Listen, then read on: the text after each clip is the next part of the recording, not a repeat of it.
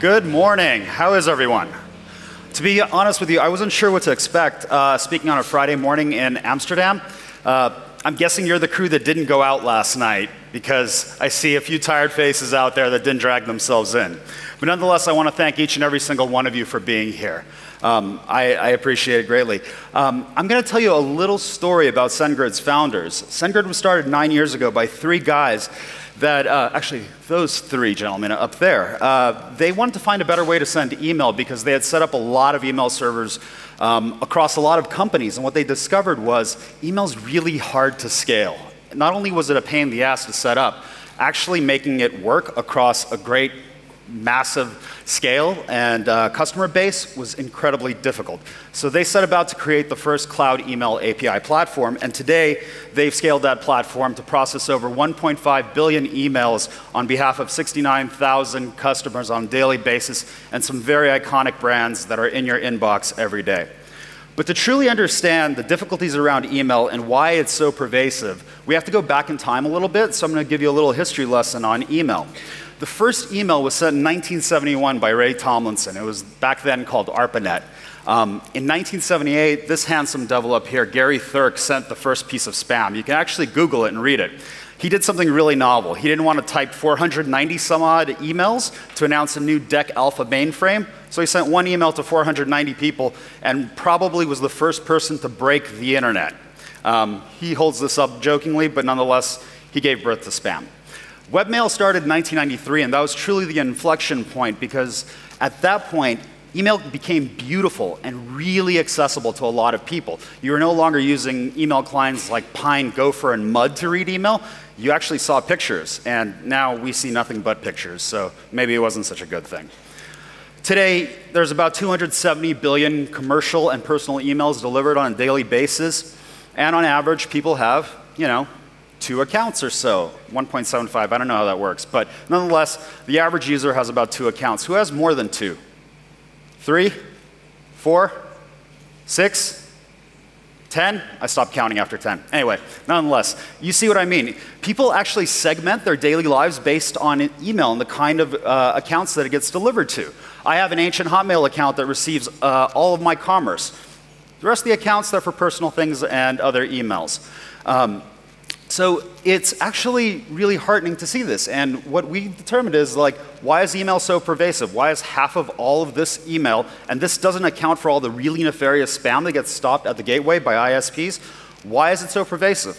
Well, according to the DMA, email generates an ROI of $38 for every dollar of investment. Well, that's pretty huge. I mean, it's bigger than any of the channels beneath it. Now, nonetheless, despite all of this great ROI, we still see articles about how email is going to die. 2020, the death of email. We're going to put it in the ground. Slack killed email. Workplace by Facebook killed email, right? Well, we want to answer that question. So we did a survey last summer, a pretty exhaustive piece of research to determine how different generations actually engage with email. And we looked at Gen Z, Millennials, and Gen Xers, right here, to figure out how different groups were using email. And what we discovered was that by and large, across all 3 generations, everybody liked email for commercial messages. They want to engage with brands via email. But the thing that really kind of surprised us and said, okay, we're on the right path, is because Gen Z assumed they would use more email. They looked at it as a kind of rite of passage. You get to college, you get an email address. You have to apply for a job, you use an email address. You're not going to use Facebook to apply for a job. So we're pretty sure that email is going to be around for at least another 40 years, or until we start communicating telepathically. Now, today is a very special day. Here it comes. GDPR comes into force today. The world is essentially changing, and I don't know about you, but I have an entire folder of terms of service updates and privacy notice updates that I've been collecting, and I probably received 10 yesterday. It's kind of nuts. But today is the day. I had to mention it. After this, please call your legal counsel and DPOs if you haven't already. So with that, let's talk about 5 ways that email wins in the inbox and how you can ensure that your email program sustains and grows your audience. We're going to start with design. So email is truly cross-platform. And more importantly, there are a lot of very nuanced readers and clients that you send email to. Now, it's an open platform. This is a blessing and a curse. The curse is that as marketers, it's really hard to deliver a unified brand experience across all of these platforms. So you have to think mobile first, right? You have to design for a 4-inch screen and scale up from there. Whoops, there we go. There we go. All right, so you have to design for a mobile screen and scale up from there. We know that 55% of all emails are opened on mobile devices. So you have to get the responsive design portion right first. And if you scale up from the smallest screen, you're going to have a great experience across all of the various readers that people use to read email. Email also lends itself to A/B testing. Airbnb here is testing essentially location versus actual lodging. Everything in an email can be tested, from images to placements to content to subject lines to even the from address. And what we say in email is that you have to test everything. I mean, literally, test, test, test, and test again. And if that's not enough, test some more. Now, for those of you that are wondering, is email going to evolve? Well, yes, it actually is evolving. This is a really cool micro app built into an inbox by Jack Threads that offered people a way to add a limited number of items and transact straight from the inbox. This decreased barriers to conversion because it simply made it so that you didn't have to go out to the app or on a mobile landing site in order to do this. And those of you that might have heard about the announcement from Google, AMP for emails coming, it's going to add even more layers of creativity and interactivity to email. So email is evolving, and the massive effort by designers and companies like Google to make it more interactive is really heartening. All right, let's talk a little bit about content. We analyzed over 2 billion unique addresses and deliveries that happened during the holiday shopping season. And what we determined was that 4 words yielded more engagement than the most common subject lines of 7 words. Again, how do we know this? We know that it has to be tested, and we have to look at it to figure out what is going on over there. Buzzwords, who here is tired of seeing act now immediately? Yeah, I'm pretty burnt out on it too. I generally don't click on that. That yields a pretty speedy deletion. But nonetheless, it is how we motivate people. But you need to test these things. Hashtags, we determined, perform really poorly. Engagement rates across hashtags were terrible. But nonetheless, if you know you have a segment of the audience that literally speaks Twitter, go ahead. Hashtag away. The pre-header is one of those things that isn't used very much and not very effectively. If your subject line is kind of your calling card, then the pre-header can be the extension of that calling card and the ability to brand that message further. How many people have seen emails where there's this ugly link right below the subject line, right? Someone's not using that pre-header. It's prime real estate.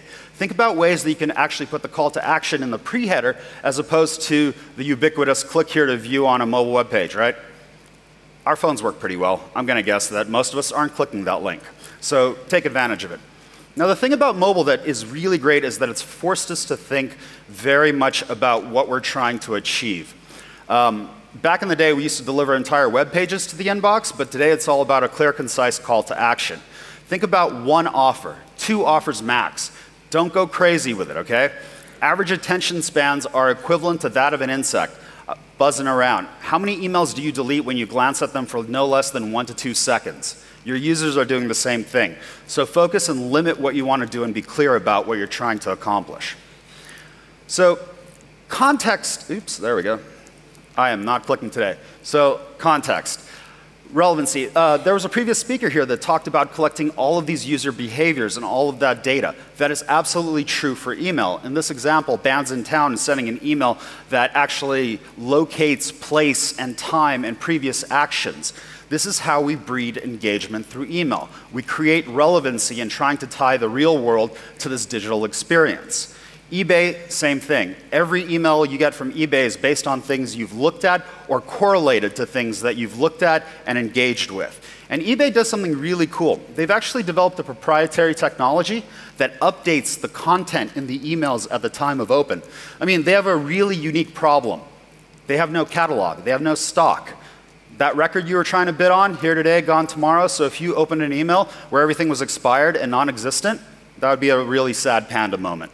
So nonetheless, they've developed this cool technology that allows them to make sure that every digital experience is evergreen, and there are some third-party technologies that allow you to do that as well. All right. We are living in a global market, and email is accessible by nearly 4 billion people around the world. So we have to start thinking about the nuances of delivering to places outside of Gmail. And even if you're delivering to Gmail, you're going to be subject to some of the difficulties and privacy regulations that exist around the world.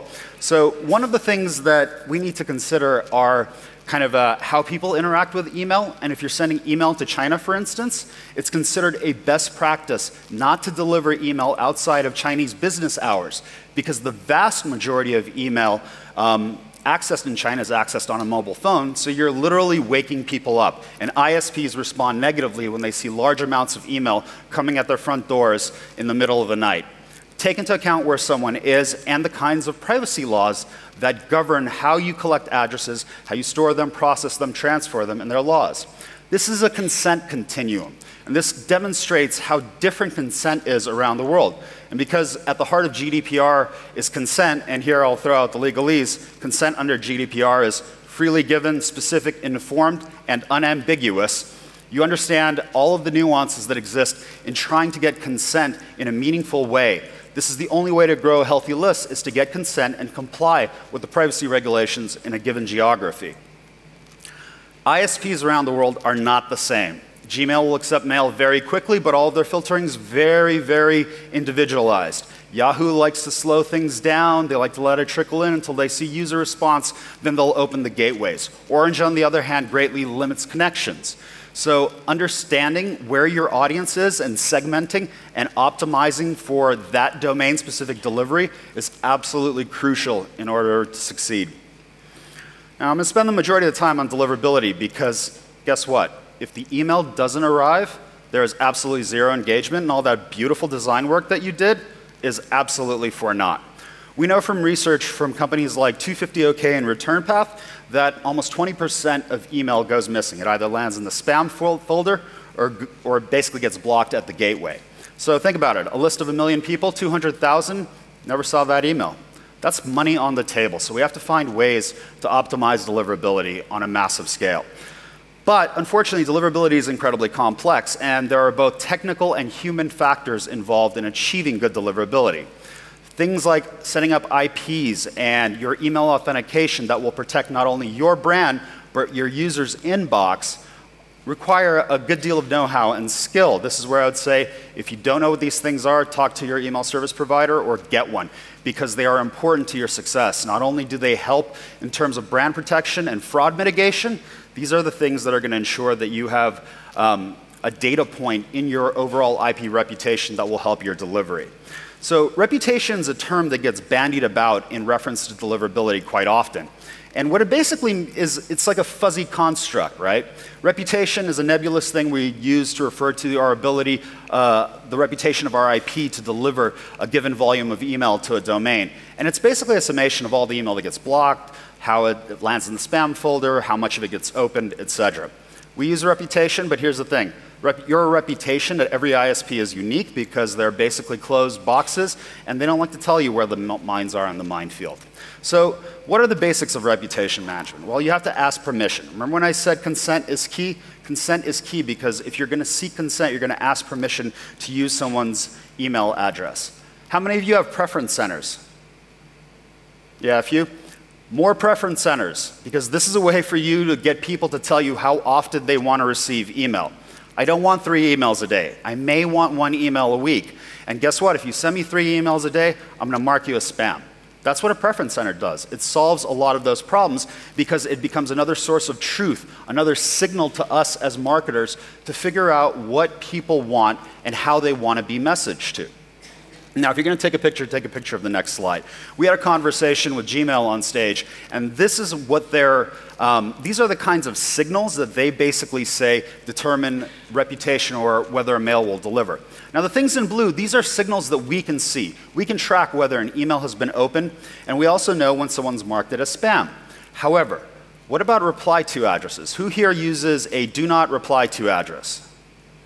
Yeah, you've seen a lot of emails say do not reply to. It makes sense because guess what? If you encourage people to reply to that address, you should reply to the reply. Otherwise, you're creating a very negative brand impression. However, if you were to change those do not reply to addresses to reply to addresses, you breed engagement, and that actually looks really good from the Gmail standpoint. So, small hack to improve your reputation at Gmail.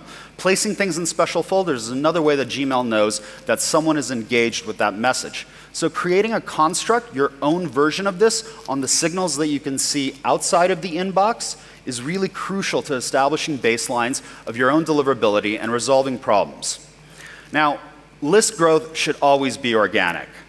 Never, ever, ever, ever, ever, ever buy a list. Don't do it. Kittens die when you buy lists, and that's a terrible thing. Buying lists, look, every major blacklist provider out there, from Spamhaus to Serble, know exactly when you launch a list. Because they've been recycled so many times, you will hit a pattern of spam traps, and they're like, oh, this person is doing terrible things. Let me block them for time immemorial. Because that will happen, and it does happen on a regular basis. Don't buy lists, and consider cutting off your oldest and lowest performing segments. So one of the things the postmaster at Gmail said to us was, hey, every marketer in the world has a concept of ramping up emails when you have a new IP or a new domain. We start small, we're like, we're gonna creep in the door, we're just gonna go real quietly, they're not gonna see me, right? And then we're gonna go big. Cool, great, that works, it's good. But we don't have a concept of how to tone down that frequency. Because when people stop engaging with messages, when they like swipe left or swipe right to delete them over and over again, that's actually a disengagement signal for Gmail. So figure out a way to either limit the amount of email you're delivering to the oldest, least responsive portions of your list, or cut them off completely, because they're dead weight and they're actually dragging down the rest of your mail program.